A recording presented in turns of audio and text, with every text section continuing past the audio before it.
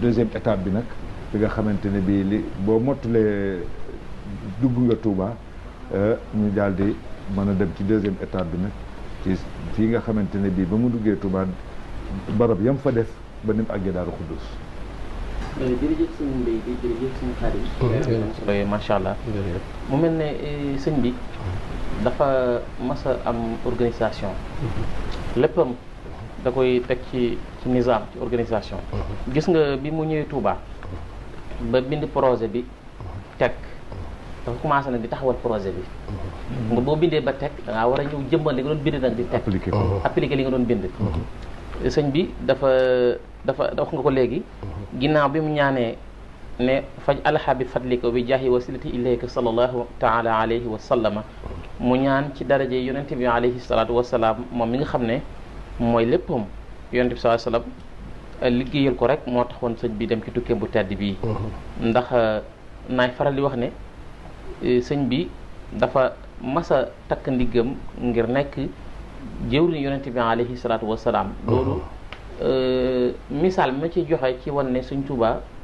donte maa ngi def xaarijal Maodo waaye dafa am lu may leeral tuuti ñëwaat. li wane ne Sëñ Tuuba kenn jiituwu ko ci Muhammad sallallahu alayhi wa sallam mooy wax na ci benn xasidaam wax ne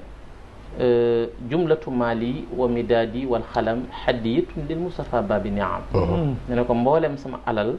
ak samay daag sama xalima def naa ko addee yonent bi alayhi salaatu wa salaam. kon moo tax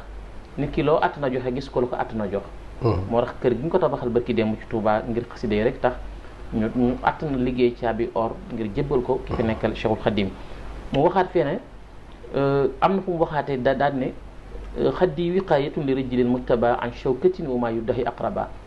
rasulullahi moom sallallahu alayhi wasallam dama ko bëgg te sopp ko lool ba bu doon dox ci kaw suuf ba nar a joggi ci ak dégg wala gis jiit bi fette sama lex bi ma dalal ko ci ron ndëggul yonente bi sallallahu alayhi wasallam tem bañ koo jam fee mu wax ne xaddi ja'alahu turaban alayhi yaa laytahu la azani bi fadlihi ak neexoon rasulullahi sallallahu alayhi wasallam buy dox ba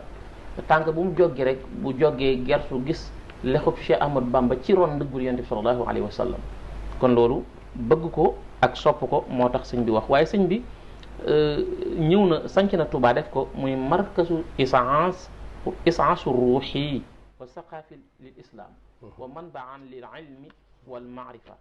wa muhaajir li ibadatillahi taala ala sunnati rasuli sallallahu alayhi wa sallam li tax sëñ bi ñëw Touba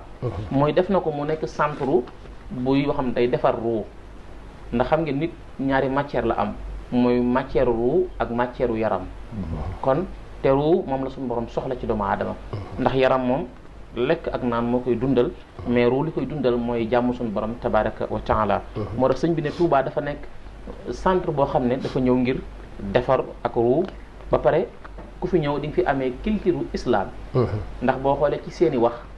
ci seen i jëfin ña fa nekk ñam yar ndax loolu boo xoolee rek ana sëñ bi day dallu xeetu dallu ak yu mel noonu yëpp